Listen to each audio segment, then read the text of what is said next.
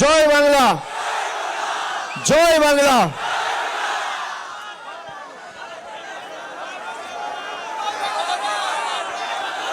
আমি সকলকে প্রথমেই নতুন বছরের শুভেচ্ছা। ইংরেজি নতুন বছর 2026-এর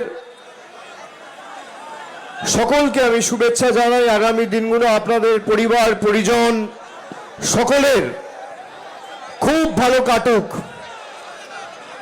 মুর্শিদাবাদের জন্য শুভ হোক, বাংলার জন্য শুভ হোক। ঈশ্বর আল্লাহ সর্বশক্তিমানের কাছে এই প্রার্থনা করি, আজকের আমাদের এই রোড শো, ভাই ফ্ল্যাগগুলো একটু নামা না, লোক দেখতে পাচ্ছে না পিছনে।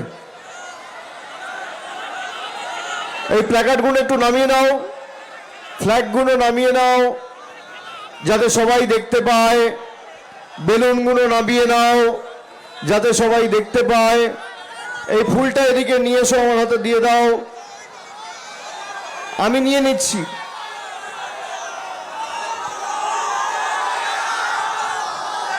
Thank you. আমি সকলকেই আপনাদের ধন্যবাদ জানাই যারা আজকে আমাদের এই রোড শোতে অংশগ্রহণ করেছেন, পায়ে পা মিলিয়েছেন। ছাত্র যুব সবাইকে, সমস্ত সম্প্রদায়ের মানুষকে, এবং যে উৎসাহ উদ্দীপনার সাক্ষী আজকে বহরমপুর শহর থাকলো, এটা পরিষ্কার যে বহরমপুর থেকে তৃণমূলের জেতা, এই আসন থেকে তৃণমূলের জেতা শুধু এবার সময়ের অপেক্ষা। আমি প্রথমেই মুর্শিদাবাদের সবাইকে আমার কৃতজ্ঞতা জানাই, প্রণাম জানাই। 24-এ যখন আমি বহরমপুরে এসেছিলাম রোড শো করতে, আপনাদেরকে অনুরোধ করেছিলাম, আমার সাথে এখানে ইউসুফ আছে, ইউসুফের সমর্থনে, ইউসুফ পাঠানের সমর্থনে আমরা সভা করেছিলাম। আপনাদের অনুরোধ করেছিলাম যে বিজেপির এজেন্ডাকে এবার হারানোর দায়িত্ব আপনাদের নিতে হবে। 2021 সালে তৃতীয়বার যে মমতা বন্দ্যোপাধ্যায় সরকার প্রতিষ্ঠা হয়েছিল, তার মধ্যে মুর্শিদাবাদের মানুষের যে ভূমিকা ছিল সেটা কার্যত অনস্বীকার্য। 22টার মধ্যে 20টা আসনে আপনারা আমাদের প্রার্থীকে জিতিয়েছিলেন। আমি অনুরোধ করেছিলাম যে বিজেপির যে ডামি ক্যান্ডিডেট আছে অধীর চৌধুরীকে এখান থেকে হারাতে হবে। আপনারা হারিয়ে অধীর বাবুকে প্রাক্তন করেছেন, তৃণমূলের জোড়া ফুল ফুটিয়েছেন। আমি মুর্শিদাবাদের মানুষকে নত মস্তকে সকলকে প্রণাম জানাই, নত মস্তকে। আপনাদের সবাইকে স্যালুট, কুর্নিশ। আজকে আমার সভায় আসার আগে বেলডাঙ্গায় কিছু অশান্তির ঘটনার খবর আমি পাই। গতকালও হয়েছে। পার্টির তরফ থেকে আমাকে অনেকে সকালে ফোন করে বলে যে আজকে সভাটা করার দরকার নেই, 2 দিন 3 দিন পরে করলে হবে, অনেকে আসতে পারবে না, বেলডাঙ্গায় অনেক গাড়ি আটকে থাকবে। পরবর্তীকালে আমার যতটুকু লোকজনের সাথে পরিচিতি আছে, প্রশাসনিক মহলে যে কটা লোককে আমি চিনি জানি, সংবাদ মাধ্যমের বন্ধুরা যারা আছেন, আমি সবার সাথে সকাল 11টা থেকে কথা বলছি। তারপর খোঁজ নিয়ে দেখলাম এই যে ঘটনাটা ঘটছে এর ইন্ধন দিচ্ছে বিজেপির বাবুরা। আর একটা নতুন গদ্দার তৈরি হয়েছে এই মাটিতে, সে। আমি যদি আজকে এখানে না আসতাম তাহলে সেই গদ্দারদের অক্সিজেন দেওয়া হতো। আমি যখন খোঁজ নিয়ে দেখলাম যে এই ঘটনার পিছনে প্রত্যক্ষভাবে তাদের মদত এবং ইন্ধন রয়েছে, যারা কোনোদিন মানুষের পাশে থাকেনি, একটা গদ্দারকে, একটা মির্জাফরকে, একটা বিজেপির ডামি ক্যান্ডিডেটকে তো আপনারা বিদায় দিয়েছেন, আর একটা নতুন গজিয়েছে। সেটাকে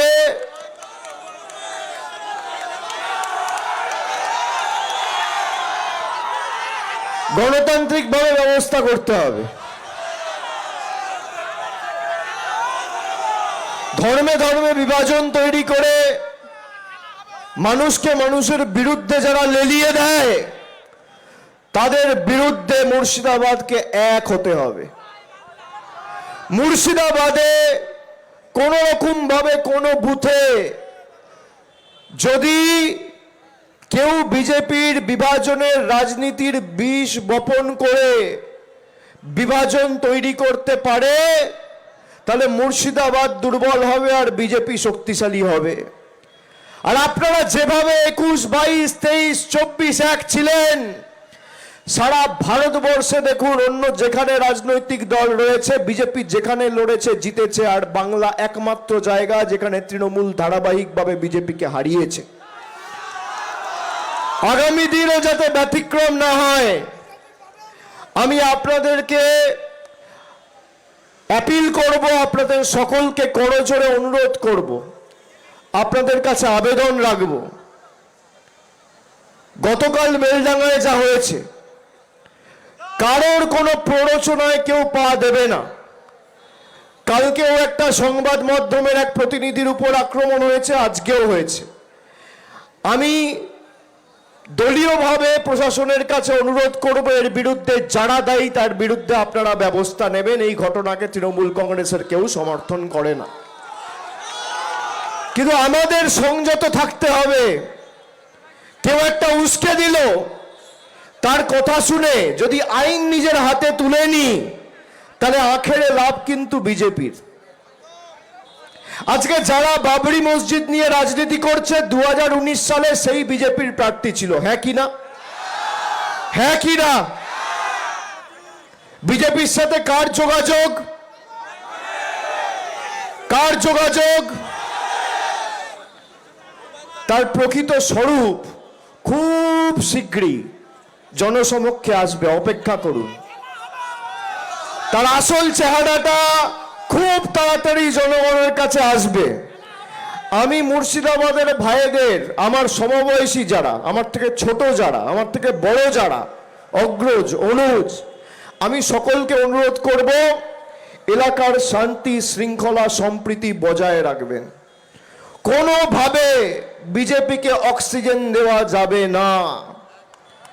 আর যে সমস্ত বুথে বিজেপির কর্মীরা, বিজেপির নেতারা রয়েছে, যারা 5 বছর ধরে আমাদের বঞ্চিত নিপীড়িত করে রেখেছে, শোষিত করে রেখেছে, অত্যাচারিত করে রেখেছে, গরিব মানুষের 100 দিনের টাকা, আবাস যোজনার বাড়ি, পাড়ার রাস্তা, কলের জল, একদিকে জল জীবন মিশন, একদিকে আবাস যোজনা, একদিকে গ্রাম সড়ক যোজনা, আর একদিকে 100 দিনের কাজের টাকা যারা 5 বছর ধরে বন্ধ রেখেও থামেনি, পরবর্তীকালে এসআইআর করে মানুষকে ধারাবাহিকভাবে নির্যাতিত করেছে। এই কমিশন নির্বাচন কমিশন নয়, এই কমিশন হচ্ছে নির্যাতন কমিশন।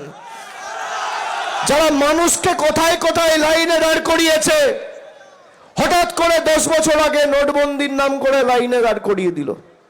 আবার 10 বছর পরে এই মুর্শিদাবাদে কত লোক রয়েছে, 200, 300, 350 বছর ধরে এই মাটিতে রয়েছে। মুর্শিদাবাদের মানুষের কাছে 100 বছর 150 বছর আগের সম্পত্তির কাগজ রয়েছে। আজকে আমাদের লাইনে দাঁড়িয়ে নাগরিকত্বের প্রমাণ দিতে হবে নরেন্দ্র মোদীকে, অমিত শাহকে, যারা আমাদের পরিযায়ী ভাইদের উপর অত্যাচার করেছে। আমি আপনাদেরকে বলছি, আমার ফোনটা দাও তো একবার, একটা নাম্বার আপনাদেরকে দিচ্ছি। জেলা শাসকের পক্ষ থেকে একটা হেল্পলাইন চালু করা হয়েছে, সেই হেল্পলাইন নাম্বারটা সকলে লিখে নিন। আমি নাম্বারটা আপনাদের সকলকে বলে দিচ্ছি। জেলা প্রশাসনের তরফ থেকে, জেলা শাসকের তরফ থেকে পরিযায়ী শ্রমিক ভাইদের জন্য আলাদা হেল্পলাইন নাম্বার চালু করা হয়েছে। এই নাম্বার হচ্ছে 743000, আবার 3টে 030। আমি আবার বলছি, দুটো নাম্বার রয়েছে, একটা হচ্ছে 743, তারপর 5টা 0, তারপর 30।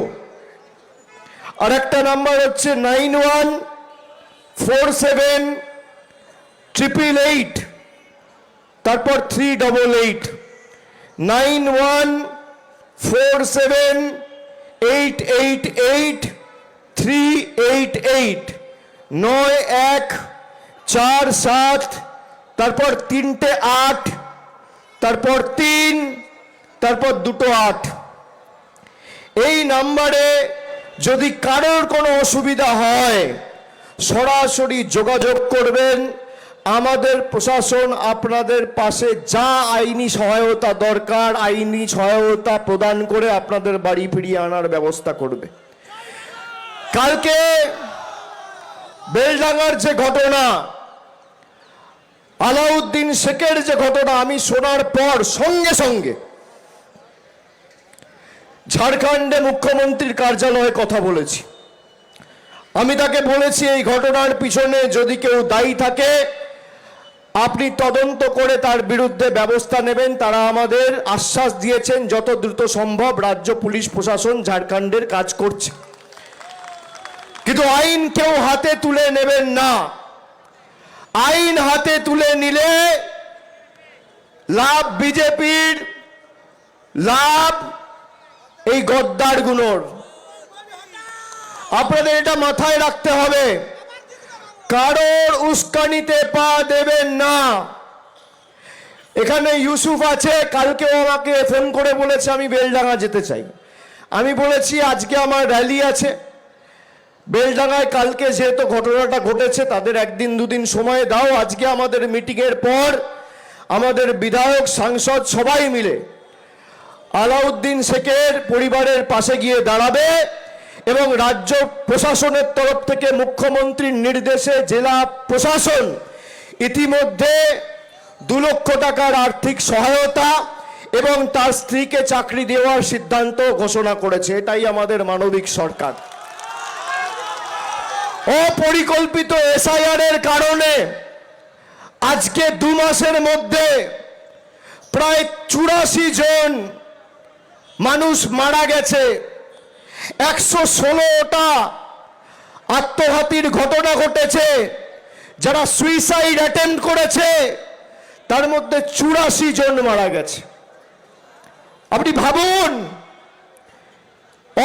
হঠাৎ ইচ্ছা হলো আজকে লাইনে দাঁড়িয়ে নাগরিকত্বের প্রমাণ দিতে হবে। কে হে তুমি, তোমাকে নাগরিকত্বের প্রমাণ দেবে? আমি কি খাবো, আমি কি পড়বো, আমি কোথায় হাঁটবো, আমি কার সাথে কথা বলবো, কি রঙের জামা পরবো, বিজেপির নেতারা ঠিক করবে? আপনি দেখেছেন বিজেপিকে গালাগালি দিয়ে গত 5 বছরে, 7 বছরে, 10 বছরে, 12 বছরে যবে থেকে মোদীর সরকার দেশ চালাচ্ছে, রাজ্য কংগ্রেসের কোন নেতা একটা সাংবাদিক বৈঠক করে এদের বিরুদ্ধে সরব হয়েছে? কোনদিন দেখেছেন অধীর চৌধুরীকে একটা সাংবাদিক বৈঠক করে নরেন্দ্র মোদী, অমিত শাহ বা এসআইআর এ মানুষের হয়রানি হচ্ছে একটা প্রশ্ন তুলেছে? দেখেছেন কেউ? সকাল বিকেল তৃণমূল কংগ্রেস আর মমতা বন্দ্যোপাধ্যায়ের আমার বাব্বা পান্ত করে। আকাশ মেঘলা হলে মমতা ব্যানার্জি দায়ী, গরম বাড়লে মমতা ব্যানার্জি দায়ী, শীত পড়লে মমতা ব্যানার্জি দায়ী, পান থেকে চুন খসলে মমতা ব্যানার্জি দায়ী, বরফ গলে জল হলে মমতা ব্যানার্জি দায়ী, আলুর সাইজ ছোট হলে মমতা ব্যানার্জি দায়ী, পেঁয়াজ বাজারে না পাওয়া গেলে মমতা ব্যানার্জি দায়ী।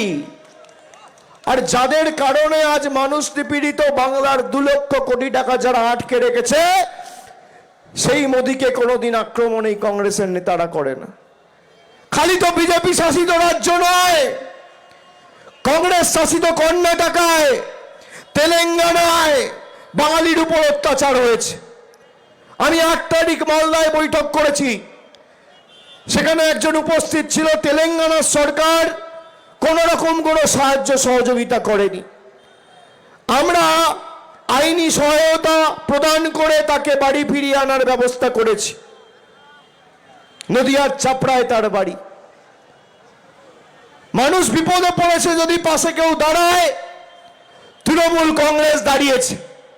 যারা হিন্দু মুসলমানের বিষাক্ত রাজনীতি করছেন, আমি বহরমপুর বাসীর কাছে আবেদন করব, আপনি বিজেপির যারা আসে তাদেরকে বলুন তথ্য পরিসংখ্যান সামনে নিয়ে লড়াই করতে। একদিকে 15 বছরে মমতা ব্যানার্জির সরকার এই মাটির জন্য, বাংলার জন্য, মুর্শিদাবাদের জন্য কি করেছে, আর অন্যদিকে 12 বছর বিজেপির সরকার এই মুর্শিদাবাদ আর বাংলার জন্য কি করেছে। একদিকে আমি থাকবো, মঞ্চ বাঁধুন, আর একদিকে বিজেপির নেতা থাকবে। সময় আপনি ঠিক করুন, জায়গা আপনি ঠিক করুন, তারিখ আপনি ঠিক করুন, মঞ্চ আপনি বাঁধুন, সংবাদ মাধ্যম আপনি ঠিক করুন। আমি আমার রিপোর্ট কার্ড নিয়ে যাব, আর মোদি বাবুর প্রতিনিধিরা তার রিপোর্ট কার্ড নিয়ে আসবে। বোকাট্টা করে মাঠের বাইরে বার করব তথ্য পরিসংখ্যানের নিরিখে লড়াই হলে, নইলে মানুষের কাছে মুখ দেখাবো না। যদি নির্বাচনে লড়াই করতে হয় তাহলে তথ্য পরিসংখ্যানকে সামনে রেখে লড়াই করতে হবে, হিন্দু মুসলমান নয়। আজকে যাদের বলিদানে আমাদের দেশ স্বাধীন হয়েছিল, তারা দেশে কোনোদিন হিন্দু মুসলমান করেনি। বিজেপির যে নেতারা মুর্শিদাবাদকে ব্যঙ্গ বিদ্রুপ করে, মুর্শিদাবাদ মালদার মানুষকে বাংলাদেশি বলে আখ্যায়িত করে, তাদেরকে জিজ্ঞেস করুন তো, যে গাড়িতে করে ঘোরো সে গাড়িটা কে বানিয়েছে? একবার জিজ্ঞেস করেছো তার ধর্মটা কি, হিন্দু না মুসলমান? দোকান থেকে জল তেষ্টা পেলে জল কিনে খাও, যে বিক্রেতা তার ধর্ম কি, হিন্দু না মুসলমান? রাত্রে যদি একটা আমার পরিবারের কেউ দুরারোগ্য ব্যাধিতে আক্রান্ত হয়, অ্যাম্বুলেন্স ডাকতে হয়, অ্যাম্বুলেন্স চালকের ধর্ম কি, হিন্দু না মুসলমান? জিজ্ঞেস করেছো? আমার বাড়িতে যদি আগুন লাগে ফায়ার ব্রিগেড ডাকবে, ফায়ার ব্রিগেডের চালকের ধর্ম কি, হিন্দু না মুসলমান? যেখান থেকে মিটিং করে যে মঞ্চে দাঁড়িয়ে মমতা ব্যানার্জিকে গালি দাও, সেই মঞ্চ যে বেঁধেছে তার ধর্ম কি, হিন্দু না মুসলমান? যে বাড়িতে থাকছো তার ছাদ যে মিস্ত্রি তৈরি করেছে তার ধর্ম কি, হিন্দু না মুসলমান? যে জামাটা পরেছো, যে দর্জি সেই জামা বানিয়েছে তার ধর্ম কি, হিন্দু না মুসলমান? জিজ্ঞেস করো, জিজ্ঞেস করো।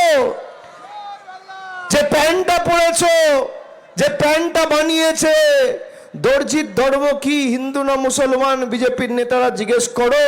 যদি ধর্মের ভিত্তিতে কাপড় জামা পরতে হয়, উলঙ্গ হয়ে থাকতে হবে বিজেপির নেতাদের। ধর্মের ভিত্তিতে খেতে হয়, ধর্মের ভিত্তিতে বাজার থেকে আলু, পটল, পেঁয়াজ, মাংস, মাছ, ডিম কিনতে হয়। কি করবেন? আমাদের বাংলা সাম্প্রদায়িক সম্প্রীতির বাংলা, নানা ভাষা, নানা মত, নানা পরিধান, বিবিধের মাঝে দেখো মিলন মহান। বৈচিত্র্যের মধ্যে একতাই আমাদের মূল মন্ত্র। আপনারা বিজেপির ডামি ক্যান্ডিডেটকে এখানে হারিয়েছেন। সেই বিজেপির ডামি ক্যান্ডিডেট 2023 সালে সাংবাদিক বৈঠক করে বলেছিল, অভিজিৎ গাঙ্গুলি যদি ভোটে দাঁড়ায় তাহলে অধীর চৌধুরী সবার আগে লাইনে দাঁড়িয়ে অভিজিৎ গাঙ্গুলিকে ভোট দেবে। অভিজিৎ গাঙ্গুলি কোন দলের হয়ে প্রার্থী হয়েছে? তাও অভিজিৎ গাঙ্গুলিকে যদি পদ্ম ফুল চিহ্নে অধীর চৌধুরী ভোট দেয়, আপনারা সেই কংগ্রেসের ডামি, বিজেপির ডামি ক্যান্ডিডেটকে এখানে রাখবেন কেন? কি হয়েছে? জল দাও, জল দাও।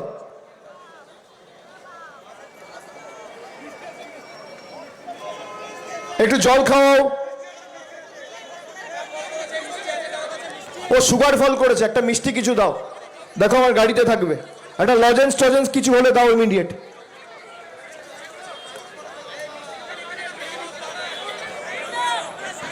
তাড়াতাড়ি দাও, কোনো অসুবিধা নেই, ঠিক হয়ে যাবে।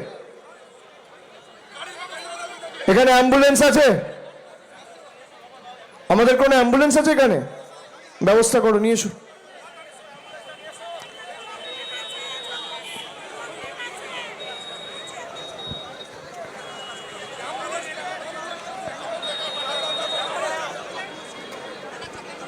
জ্ঞান রয়েছে?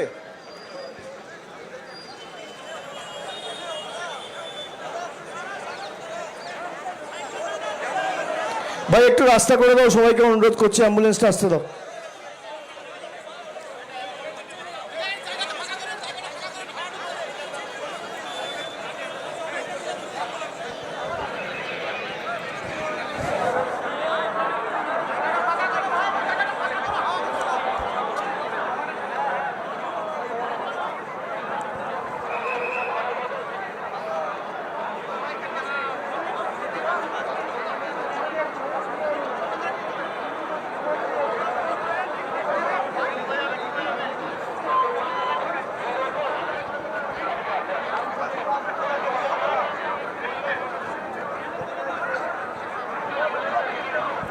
অ্যাম্বুলেন্সটা কোথায় বাবি?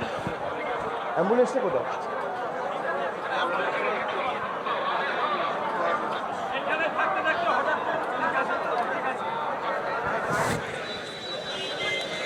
উনি সুস্থ হয়ে যাবেন, চিন্তা করবেন না। অ্যাম্বুলেন্স আছে, ডাক্তারের কাছে নিয়ে যাওয়া হচ্ছে। তো আপনাদের এই কথা দিতে হবে, যে কথা 2024-এর আগে দিয়েছিলেন।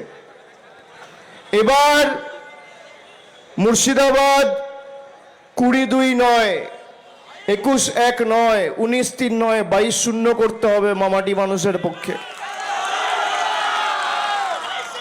আর আমি আপনাদের কথা দিচ্ছি, 22-0 যদি হয়, তৃণমূল 250+, কেউ আটকাতে পারবে না। আপনাদের দায়িত্ব 22-0 করা, আমার দায়িত্ব 250+ করা। আর এসআইআর নিয়ে কেউ চিন্তা করবেন না, অযথা চিন্তা করার কোনো কারণ নেই। প্রত্যেকটা হিয়ারিং সেন্টারের বাইরে তৃণমূল কংগ্রেসের ক্যাম্প রয়েছে, প্রত্যেকটা অঞ্চলের বাইরে, মানে অঞ্চলে ওয়ার্ডে তৃণমূলের ক্যাম্প রয়েছে। মুর্শিদাবাদ জেলা জুড়ে যত অঞ্চল ওয়ার্ড রয়েছে, যত হিয়ারিং সেন্টার রয়েছে, সব জায়গায় আমাদের ক্যাম্প রয়েছে। যদি কারোর কোনো অসুবিধা হয়, নথিপত্র পেতে ক্যাম্পে যোগাযোগ করবেন। সরকারের তরফ থেকে সহায়তা কেন্দ্রে মে আই হেল্প ইউ এর হেল্প ডেস্ক করা হয়েছে, সেখানে যোগাযোগ করবেন। সবার নাম ফাইনাল ভোটার লিস্টে আসবে। আমার এই মাটির প্রতি যতটা অধিকার, আপনাদের সকলের এই মাটির প্রতি ততটাই অধিকার। এই মাটির প্রতি প্রধানমন্ত্রী, স্বরাষ্ট্রমন্ত্রী, মুখ্যমন্ত্রী, রাজ্যপাল, রাষ্ট্রপতির যা অধিকার, আপনাদের সকলের একই অধিকার। আমরা সকলেই এই মাটির সন্তান, এই দেশের নাগরিক। নতুন করে নাগরিকত্বের প্রমাণ কাউকে দিতে হবে না। কোনো রকম কোনো সহায়তা চাইলে তৃণমূল কংগ্রেসের ক্যাম্পে গিয়ে যোগাযোগ করবেন। কিন্তু যারা আমাদের অত্যাচার করেছে, সারা দেশের জন্য এসআইআর এর নিয়ম আলাদা, আর বাংলায় যারা রয়েছেন তাদের জন্য এসআইআর এর নিয়ম আলাদা। আপনি দেখুন, মুর্শিদাবাদ এলাকা জুড়ে, মুর্শিদাবাদ জেলা জুড়ে, শামশেরগঞ্জ, ফারাক্কা, যেখানে নদী ভাঙন বড় সমস্যা, আজকে সেখানে সরকারি সাহায্য তো দূরের কথা, জমি দেওয়ার যে কাজ, সেটাও ফারাক্কা ব্যারেজকে চাপে রেখে কেন্দ্র সরকার যাতে মানুষ জায়গা না পায়, জমি না পায়, সেটা সুনিশ্চিত করছে। এখানে বিজেপির 2জন বিধায়ক আছে, বহরমপুর, মুর্শিদাবাদ। একবার জিজ্ঞেস করুন তো, 5 বছর এটা চিঠি লিখেছে? নদী ভাঙনের কারণে যারা ক্ষতিগ্রস্ত, যাদের পুনর্বাসনের জন্য জায়গা দরকার আছে, যাদের প্রয়োজনীয়তা রয়েছে, তাদের জমি, তাদের জায়গা ফারাক্কা ব্যারেজকে দিয়ে আটকে রাখা হচ্ছে। তার কারণ,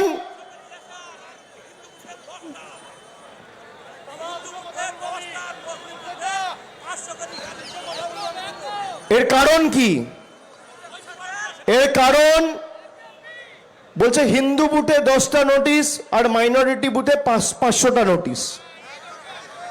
সারা, এটা আমি বলছি না, সাধারণ মানুষ বলছে। কিন্তু এটাই বাংলার জেদ। তুমি 600 নোটিশ পাঠাবে, ওই 600 জন গিয়ে আবার নাম তোলার ব্যবস্থা করবে। আমরা ছাড়বো না, মাথা নত করবো না। আর যে বুথ থেকে বিজেপিকে 500 ভোটে হারিয়েছেন, সেই বুথ থেকে আগামী দিন 600 ভোটে এদের হারাতে হবে। যেই বুথে 10 ভোটে হারিয়েছেন, এদেরকে 50 ভোটে হারাতে হবে। যেই বুথে 300 ভোটে হারিয়েছেন, 400 ভোটে হারাতে হবে। এটাই বাংলার জেদ। বাংলা বশ্যতা স্বীকার করতে জানে না, বাংলা মেরুদণ্ড বিক্রি করতে জানে না। আমরা আত্মসমর্পণ করব না, শেষ রক্তবিন্দু পর্যন্ত লড়াই হবে। খেলা তুমি শেষ করেছো, আর খেলা আমরা শেষ করব। তুমি শুরু করেছো, আমরা শেষ করব। বাংলার মানুষকে বঞ্চিত করে রাখার খেলা। ভেবেছিল বাড়ি দেবো না, বাংলার মানুষ বাড়ি পাবে না। গত বছর মুখ্যমন্ত্রী 12 লক্ষ বাড়ি দিয়েছে, আগামী 15 দিনের মধ্যে 20 লক্ষ লোককে বাড়ি দেবে আমাদের সরকার। তোমাদের দরকার নেই অবদান। ভেবেছিল রাস্তার টাকা আটকে রাখবো, গ্রামে গঞ্জে প্রান্তিক মানুষ রাস্তা পাবে না। গত মাসে ডিসেম্বর মাসে মুখ্যমন্ত্রী কৃষ্ণনগর থেকে পথশ্রী রাস্তাশ্রী 4 ঘোষণা করে 20,000 কিলোমিটার রাস্তা 8,000 কোটি টাকা খরচা করে রাজ্য সরকারের কোষাগার থেকে তৈরি করছে। কাজ করলা, তোমার টাকাও লাগবে না, তোমার নামও লাগবে না, যাও যা করার করো।